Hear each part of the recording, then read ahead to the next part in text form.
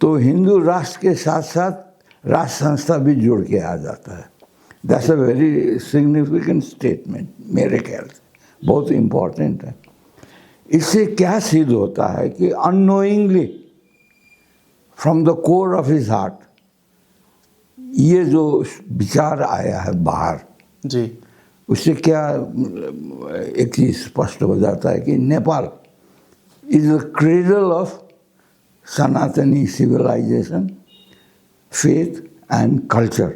जी। सुनसरी से लेकर नेपाल के जगह जगह पर जनकपुर, सिराहा, सुनसरी लगायत की जगह पर जो द्वंद्व हुआ था उसके समझौता के वक्त वहाँ के जो हिंदू संघ संगठन है उन्होंने कहीं भी राज संस्था के लिए जिक्र नहीं किया। वहाँ पर जो होम मिनिस्टर हमारे सुदन गुरुङ वहाँ पर गए थे, उनके साथ उन्होंने सिर्फ हिंदू राष्ट्र बनाने के लिए, पहल करने के लिए समझौता किया। अब ऐसे में क्या हिंदू राष्ट्र के साथ मोनार्की फर्क लौटने की संभावना है और क्या इतने आसानी से हिंदू राष्ट्र नेपाल में लौटने की संभावना है? आपको क्या लगता है अब के वक्त में? मैं उस तरफ जाना नहीं चाहता, पर एक चीज़ क्लियर है जी, अगर हिंदू राष्ट्र डिक्लेयर हो जाता है नेपाल, उसके साथ वो आ जाता है राष्ट्र संस्था हमारा। ये तो प्राइम मिनिस्टर का कहना है। जी, मिस्टर मोदी जी भारत में जब से वो आए, वो हिंदू फेथ को पुनर्जागरण करने के लिए, पुनर्स्थापित करने के लिए बहुत जोर लगा रहे हैं। उन्होंने राम मंदिर बना दिया,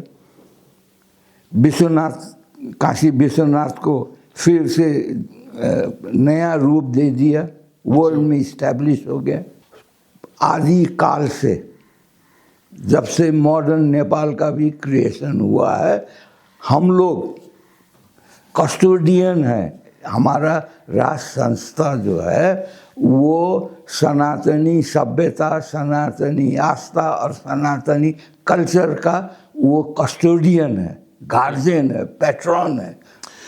राष्ट्रीय सवाल और नेपो इन पॉडकास्ट में आप सभी का स्वागत है दोस्तों। मैं हूं आपका भाई सुमन और इस वक्त हम नेपाल में अभी के वक्त में नेपाल सरकार ने वहाँ की जो आंदोलन हो रहा था सुनसरी से लेकर नेपाल की जगह जगह पर, वहाँ सरकार और आंदोलनरत पक्ष के बीच में नेपाल को हिंदू राष्ट्र बनाने के लिए समझौता हुआ है। इस संदर्भ में लेकर हम बातचीत करने वाले हैं। बातचीत के लिए विश्लेषक श्याम बस्नेत जी हमारे पास मौजूद है। सर, स्वागत है आपको। धन्यवाद। अब कल शाम रात को नेपाल के जो होम मिनिस्टर है सुदन गुरुङ, उन्होंने जनकपुर में जाकर वहाँ के जो हिंदू संघ संगठन है उनके साथ संयुक्त रूप में एक वार्ता किया और उन्होंने समझौता किया कि अब के 3 महीने के अंदर संसद में नेपाल को हिंदू राष्ट्र बनाने के लिए अब प्रस्ताव पेश किया जाएगा, ऐसा उन्होंने प्रॉमिस किया है। क्या अब नेपाल हिंदू राष्ट्र होगा? अब मैं तो नहीं कर सकता हूँ, पर अगर ऐसा एग्रीमेंट नेपाल गवर्नमेंट के साथ हुआ है तो मैं सोचता हूँ एक पॉजिटिव स्टेप हो सकता है ये जी। But I don't think it will take to the conclusion में पहुँचेगा। I don't think so, because there are so many obstacle. पर उससे इम्पोर्टेंट चीज़, जब हमारे प्रधानमंत्री ने तराई के जो मजीठे नेता थे, रिजेक्टेड नेता, आई कॉल देम रिजेक्टेड नेता, इलेक्शन में सब हारा हुआ नेता, सब हारे हुए, पब्लिक ने रिजेक्ट किया उनको, उन्हीं के बेस में रिजेक्ट किया। उनसे जब मीटिंग हुआ, उस मीटिंग में what he categorically said is, if we declare all Hindu rashtra, Nepal Hindu kingdom, और वी रिमूव सेकुलरिज्म, जी, धर्मनिरपेक्ष अगर हम लोग हटा दें तो हिंदू राष्ट्र के साथ साथ राष्ट्र संस्था भी जुड़ के आ जाता है। That's a very significant statement, मेरे ख्याल से बहुत इम्पोर्टेंट है। इससे क्या सिद्ध होता है कि unknowingly from the core of his heart ये जो विचार आया है बाहर, जी, उससे क्या एक चीज़ स्पष्ट हो जाता है कि Nepal is the cradle of सनातनी सिविलाइजेशन, फेथ एंड कल्चर। जी, इसको यहाँ पर सीट देना चाहिए। प्राइम मिनिस्टर मोदी जी भारत में जब से वो आए, वो हिंदू फेथ को पुनर्जागरण करने के लिए, पुनर्स्थापित करने के लिए बहुत जोर लगा रहे हैं। उन्होंने राम मंदिर बना दिया, विश्वनाथ, काशी विश्वनाथ को फिर से नया रूप दे दिया, वर्ल्ड में इस्टेब्लिश हो गया। आज से शायद 1 साल पहले कुंभ मेला में दुनिया भर के 25 देशों से, 25 कंट्रीज से कुंभ में अपना आस्था प्रकट करने के लिए 68 करोड़ श्रद्धालु आए थे जी, from 25 countries. This is a very significant number. Suman भाई को मैं एक चीज़ बता दूं कि 2024 के जनरल इलेक्शन में भारत में जो पोलिंग हुआ जी, वो 64 करोड़ था।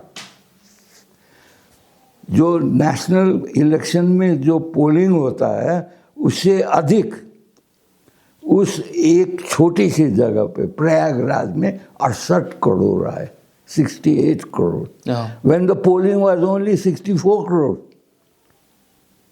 इसका सिग्निफिकेंट क्या है कि वो प्रयागराज और हिंदू आस्था में जो विश्वास है, even in this age 21st century में, आज इतना जब साइंस ने प्रगति कर लिया है जी, उस स्टेज में भी इतना फेथ है। And it was managed very miraculously. वो एक चमत्कार था सबके लिए। हाँ, इस चीज़ को भी ध्यान देना चाहिए। जैसे कि सर 1 मिनट, हाँ, इसके बावजूद भी भारत को सेंटर, एपी सेंटर नहीं बना पाए हैं मोदी जी। जी, सनातनियों का एपी सेंटर नहीं बना पाए। अब नेपाल में वो घड़ी आ गया है। The time has come when Modi ji should think, मेरे ख्याल से ये हमारा कार्यक्रम जो है वो भारतीय भाई बहनों के लिए है। जी, बिल्कुल, है कि नहीं? They should understand our feeling, Nepalese feeling. तो वो एक सेंटेंस से, हमारे प्राइम मिनिस्टर के वो एक सेंटेंस से 2 चीज़ क्लियर कर दिया है कि पैट्रन अगर सनातनी सभ्यता का कोई हो सकता है तो वो है नेपाल का मोनार्की, जी, नेपाल का राष्ट्र संस्था। आदि काल से, जब से मॉडर्न नेपाल का भी क्रिएशन हुआ है, हम लोग कस्टोडियन है। हमारा राष्ट्र संस्था जो है वो सनातनी सभ्यता, सनातनी आस्था और सनातनी कल्चर का वो कस्टोडियन है, गार्जियन है, पैट्रॉन है, संरक्षक है। ये चीज़ इससे स्पष्ट हो जाता है। क्यों हो जाता है? जब उन्होंने इक्वेट किया कि जहाँ हम सनातनी या हिंदू का नाम लेते हैं नेपाल में, वहाँ पर राष्ट्र संस्था ऑटोमेटिकली जुड़ जाता है। अभी के वक्त में जो तराई में सुनसरी से लेकर नेपाल के जगह जगह पर जनकपुर, सिराहा, सुनसरी लगायत की जगह पर जो द्वंद्व हुआ था, उसके समझौता के वक्त वहाँ के जो हिंदू संघ संगठन है, उन्होंने कहीं भी राष्ट्र संस्था के लिए जिक्र नहीं किया। वहाँ पर जो होम मिनिस्टर हमारे सुदन गुरुङ वहाँ पर गए थे, उनके साथ उन्होंने सिर्फ हिंदू राष्ट्र बनाने के लिए, पहल करने के लिए समझौता किया। अब ऐसे में क्या हिंदू राष्ट्र के साथ मोनार्की फर्क लौटने की संभावना है, और क्या इतने आसानी से हिंदू राष्ट्र नेपाल में लौटने की संभावना है? आपको क्या लगता है अभी के वक्त में? मैं उस तरफ जाना नहीं चाहता, पर एक चीज़ क्लियर है जी, अगर हिंदू राष्ट्र डिक्लेयर हो जाता है नेपाल, उसके साथ वो आ जाता है राष्ट्र संस्था हमारा। ये तो प्राइम मिनिस्टर का कहना है जी, मेरा कहना तो नहीं है ना। So we are related. और दूसरी बात यह है, देखो सुमन भाई कि बुद्ध का बर्थ प्लेस भी यही है नेपाल, नेपाली, जी जी बिल्कुल। समझे ना। तो बुद्धिज़्म प्लस हिंदुइज्म दोनों मिला के सनातनी बनता है। देखो जी तो सनातनी का बर्थ प्लेस, सनातनी सभ्यता का शायद जो ज्ञान मिला है हमारे पूर्वजों को वो इसी हिमालय पर्वत से मिला है। यहीं पर उन्होंने तपस्या किया, या हम कहते हैं मॉडर्न एज में उसको हम लोग रिसर्च बोल सकते हैं। जी वो एंशंट एज में उसे तपस्या बोलते थे।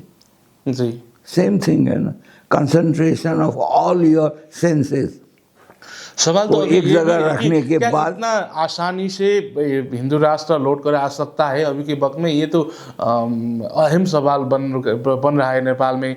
बहुत सारे डिबेट चल रहा है नेपाल में कि इतना आसानी से नेपाल हिंदू राष्ट्र हो जाएगा। इतने सारे धार्मिक संगठन है नेपाल में, यहाँ पर सिख है, मुस्लिम है, क्रिश्चियन लगायत के और कई सारे धार्मिक संगठन है। इतने धार्मिक संगठन को, इतना लोगों को बाईपास करके क्या एक समुदाय को खुश करने के लिए हिंदू राष्ट्र लड़कर लाने की संभावना नहीं है अभी के वक्त में, ऐसा बोलते हैं नेपाल में? नहीं, इसमें थोड़ा सा फर्क है। जी अभी का जो 21st सेंचुरी का जो हिंदुइज्म जी को अब सनातनी सभ्यता से जोड़ा जा रहा है। हाँ सनातनी सभ्यता में ये सब कल्ट है, धर्म है। जी इवन हमारे जितने भी मुस्लिम भाई बहन हैं इस क्षेत्र में, दे वर ऑल प्रीवियसली सनातनीस। मैं सुदन भाई को एक बड़ा इंटरेस्टिंग बात बताता हूँ। अभी पाकिस्तान में जी बहुत बड़ा हलचल है वहाँ पर। दे वांट इंडिपेंडेंस जी from the central government, their central government, Pakistani central government. और वो लोग क्या कर रहे हैं? हाँ, हम लोग मुस्लिम्स हैं पर सनातनी मुस्लिम्स हैं। सनातनी civilisation is more older than Muslim faith. जी हमारा सिविलाइजेशन 7-8 हज़ार साल पुराना है, जबकि ये फेथ, मुस्लिम फेथ जो है उसको अभी हुआ है 1600 के आसपास years, 1600। Even Buddhism is a branch of सनातनी civilization। जी हम लोग 8,000 साल पुराने सिविलाइजेशन है, उसी से जन्मा है बुद्धिज्म। और इसको और स्पेसिफिकली अगर हम लोग पॉइंट आउट करें तो वो हिंदुइज्म से ही एक ब्रांच अलग हुआ है, क्योंकि Prince Siddharth himself was a Hindu before he established Buddhism। जी है कि नहीं? वैसे ही सिखिज्म भी हिंदू से ही जन्मा है। जैन, जितने भी और धर्म है, परिणामी, दे आर ऑल ब्रांचेस जी of the main Hindu cult और सनातनी सभ्यता। देखो, सिविलाइजेशन क्रिएट्स फेथ। एक सिविलाइजेशन में बहुत सारे भूगोल हो सकते हैं। हाँ तो बहुत सारे भूगोल के हिसाब से उन लोगों का जो फूड हैबिट, जी उन लोगों का जो वेयरिंग हैबिट, क्लोथ हैबिट अलग अलग होता है। गर्म जगह में तुमको हल्का कपड़ा पहनते हैं, जहाँ पर स्नोफॉल होता है वहाँ पर गर्म कपड़ा पहनते हैं। जी तो वहाँ पर ईटिंग हैबिट भी दूसरा हो जाता है, और गर्म जगह पे ईटिंग हैबिट भी अलग है। सम प्लेसेस सनातनी वो नॉन वेज हो सकते हैं, वही सनातनी सभ्यता में वेजिटेरियन भी हो सकते हैं। बिल्कुल। So this is a common factor, इसको अलग नहीं किया जा सकता। पर अगर मोदी जी चाहें और हम लोग, मैंने तो आज एक स्टेटस भी दिया है अपने फेसबुक में जी कि जब अभी तक मोदी जी को एक गार्जियन फिगर नहीं मिला था या एक क्रेडल नहीं मिला था जहाँ पर सनातनी सभ्यता का बेस बनाया जाए, वो बालन शाह ने दे दिया है। वो है Nepal and the patron is Nepalese monarchy. लेकिन बालेंद्र शाह ने कुछ दिन पहले ही आपने स्टेटमेंट जारी किया था, स्पेशली आपने शुरुआत में भी कहा था कि तराई के जो फेलियर नेता है उनके साथ बातचीत किया। उन बातचीत के दौरान में बालेंद्र शाह ने कहा था, आप लोग सपने में भी मत सोचना कि मैं हिंदू राष्ट्र के पक्ष में हूँ, मैं मोनार्की के पक्ष में हूँ और संघीयता खारिजी के पक्ष में हूँ, ऐसा आप लोग सपने में भी मत सोचना। अगर ऐसा सोचे तो वो भी अपराध होगा, उन्होंने ऐसा बोला था। नहीं, उसके साथ साथ उसने बालन शाह ने क्या कहा है कि जिस दिन हिंदू राष्ट्र अगर हम लोग डिक्लेयर कर लें, उस दिन राष्ट्र संस्था अपने आप ऑटोमेटिकली आ जाएगा। दे आर इंटर रिलेटेड, ये क्लियर कहा। अभी सुमन भाई ने जो कहा है कि नेपाल गवर्नमेंट की तरफ से जी हमारे होम मिनिस्टर ने हिंदू संगठन से एग्रीमेंट किया है कि 3 महीने के अंदर हाँ हमारे पार्लियामेंट में इसका डिस्कशन होगा। जी ठीक है, प्रस्ताव पेश किया जाएगा। ठीक है। अब इंजन तो चालू हो गया, अब कहाँ तक पहुँचता है वो देखें। इसीलिए मैंने अपने स्टेटस में लिखा है, वी आर ओवर 300,000 crores हम लोग हैं। करीब 3 अरब से अधिक दुनिया भर में सनातनी सभ्यता, सनातनी आस्था और सनातनी कल्चर के हैं। मैं एक चीज़ सुमन भाई को आपको समझाना चाहता हूँ कि recently when PM Modi went to Indonesia on a state visit, what he said, we are linked by our civilization. That's a Muslim country. Take this in consideration. That's a Muslim country. एक Muslim country में जाके मोदी जी कहते हैं कि हमें हमारी सभ्यता से जुड़ा हुआ है, हम लोग जुड़े हुए हैं उस सभ्यता से।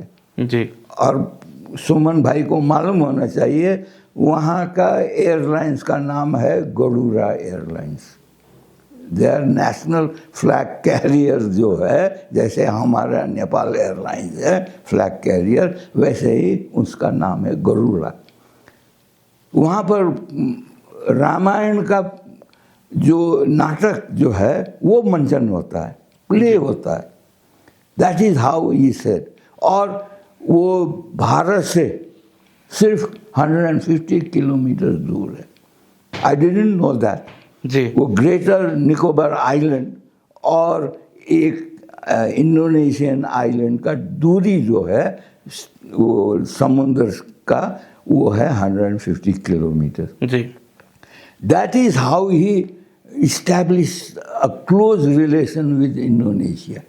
बिल्कुल। तो जब मोदी जी इतना करने के बाद भी where is the center of Hindu civilization? इसको तो होना चाहिए ना। जी नाउ नेपाल में सारा दुनिया का जो सनातनी सिविलाइजेशन है, सनातनी धर्म को मानने वाले हैं, सनातनी कल्चर को मानने वाले हैं, दे शुड कम टुगेदर और अपना वो सेंटर बनाना चाहिए। And that is Nepal. Now this has been proved. किसी को मैं इस हमारे इस कार्यक्रम के थ्रू जो कोई भी भारतीय हमारे दर्शक हों, अगर ये सुने तो मोदी जी को ये खबर पहुंचाया जाए कि अब समय आ गया है, जो चीज़ राम मंदिर बनने के बाद भी, विश्वनाथ मंदिर, काशी विश्वनाथ बनने के बाद भी, इतना सारा प्रयास करने के बाद भी भारत वो सेंटर नहीं बन सका, क्योंकि ओरिजिनल सेंटर नेपाल है। हाँ। इसको मोदी जी को समझना चाहिए और हमारे जितने भी नेपाली दर्शक हैं इन लोगों को भी समझना चाहिए कि एक हम लोग ब्रॉडर आउटलुक रखें। नेपाल में ही कंसंट्रेट होने से हम लोगों को दबाया जाता है। भारत में जैसे सनातनियों को दबाया गया because they were fragmented in small countries. राज्य में वो लोग विभाजित थे, इसलिए मुसलमान भी आके हमारे ऊपर राज किया उन्होंने। जी। ब्रिटिशर्स ने भी, क्रिश्चियंस ने भी किया है, पर नेपाल में नहीं किया। We are still virgin. अभी तक इस लैंड को, इस कंट्री को किसी भी दूसरा फेथ, दूसरा सिविलाइजेशन ने अपने अंडर नहीं रखा है। वी हैव बीन सनातनी थ्रू आउट आवर एग्जिस्टेंस। जी। इस चीज़ को ख्याल में रख के अगर भारत और नेपाल दोनों मिल जाए so this will be a boon, हमारे लिए एक वरदान होगा कि हम लोग यहाँ पर अगर सनातनी सेंटर बना सके देन हम लोग दुनिया में विकास का भी केंद्र यहीं बन जाएगा। हमारे यहाँ जितने मुस्लिम्स हैं, हमारे यहाँ जितने क्रिश्चियंस हैं, दे आर ऑल सनातनी क्रिश्चियंस एंड सनातनी मुस्लिम्स। बाहर से आए हुए कोई भी नहीं है, कोई नहीं है। इससे हम लोग प्योर सनातनी राष्ट्र हैं। इस चीज़ को ध्यान में रखना चाहिए। हमने जब आपने याद किया होगा सुमन भाई, जब अभी के प्रधानमंत्री बालेन शाह ने अपना ओथ लिया था, शपथ ग्रहण किया था, उससे पहले उन्होंने हिंदू शास्त्र के हिसाब से पवित्र मंत्र उच्चारण किया था। उसके साथ साथ बुद्धिस्ट मंक से भी उन्होंने ये करवाया था। जी। तो वहीं से दिखाई देता है कि यहाँ क्या है। हम लोग सनातनियों का क्रेडल है।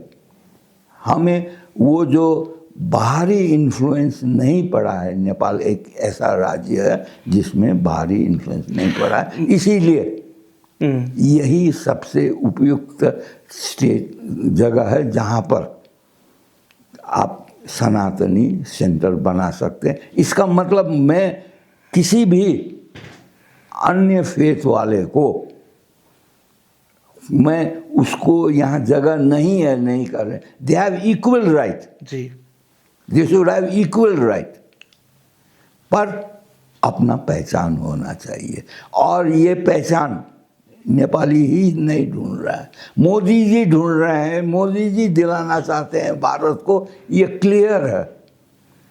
लेकिन अब के वक्त में ये हिंदू राष्ट्र बनाने की जो चाह है नेपाल का ना, ये भारत से इन्फ्लुएंस होकर आया है ऐसा बोलते हैं। नेपाल के कई सारे राजनीतिक दल के चर्चित नेता लोग भी अभी स्टाटस लिख रहे हैं, अपने वक्तव्य जारी कर रहे हैं कि ये जो हिंदू राष्ट्र का मुद्दा उठा है, सरकार ने जो हस्ताक्षर करके आए हैं, ये भारत के दबाव में किया है, भारत को खुश करने के लिए बालेन्द्र शाह की सरकार ने किया है, ऐसा बोल रहे हैं सर। इसमें संभावना है अभी के वक्त? देखो सर, ये लोग सब कुएं के बेंग है। जी। मैं तो क्या कह रहा हूँ कि जो 3 अरब से अधिक, 300 करोड़ से अधिक जो सनातनी है दुनिया भर में, अभी सबसे एडवांस कोई है तो वो सनातनी है अभी। इसमें कोई दो राय नहीं है। अब जाके भारत, अमेरिका में देखो, अधिकांश लोग भारत के ओरिजिन वाले हैं। आईटी में देखो और साइंस में देखो, मेडिसिन में देखो, आज भारत कितना उन्नति किया। जिस दिन से मोदी जी ने सनातनी सभ्यता का फाउंडेशन में अपने को खड़ा करके भारत को आगे बढ़ाना शुरू किया, उसका प्रतिफल है। अब ये 300 करोड़ दुनिया भर में बिखरे हुए अपने को इस्टेब्लिश किए हुए सनातनी एक सेंटर ढूंढ रहा है, हम लोग ही नहीं ढूंढ रहे। दिस इज नॉट अ पेटी, एक लोकल मैटर नहीं है। अब now this has become international. Modi ji ने इसको इंटरनेशनल बना दिया है। The credit goes to Modi ji, but उसके बावजूद वो सेंटर नहीं बना पाए। न वो अयोध्या को बना पाए हैं, न वो काशी विश्वनाथ में सेंटर बना पाए हैं, न वो प्रयागराज में जहाँ उन्होंने और योगी जी के प्रयास से दुनिया भर से 68 करोड़ डिवोटीज़ को वो लोग अट्रैक्ट कर सके, फिर भी भारत वो सेंटर नहीं बना है। अब नेपाल का समय है, शायद ये जो हिंसा हुआ है, every black cloud has a silver lining जी, तो शायद इस जो हिंसा हुआ है, जो दंगा हुआ है, इससे कुछ अगर पॉजिटिव निकला है तो इसका आउटकम यह है कि Nepal is the original centre of Hindu civilisation, Hindu faith and Hindu culture. इसको हम लोगों के प्रयास से, अगर हम लोगों का इस वार्तालाप से, डिस्कशन से, हम लोग दोनों दादू भाई का डिस्कशन से अगर एक नया सोच हम लोग दे सके तो I think we are doing a great service to humanity. जी, दुनिया के लिए हम लोग एक बहुत बड़ी सेवा कर रहे हैं, ये मेरा मानना है। ओके सर, आपने ये आपका कीमती वक्त देकर हमारे साथ ये बातचीत किया, इस समय और इस संवाद के लिए, बातचीत के लिए आपको बहुत सारा धन्यवाद सर। धन्यवाद।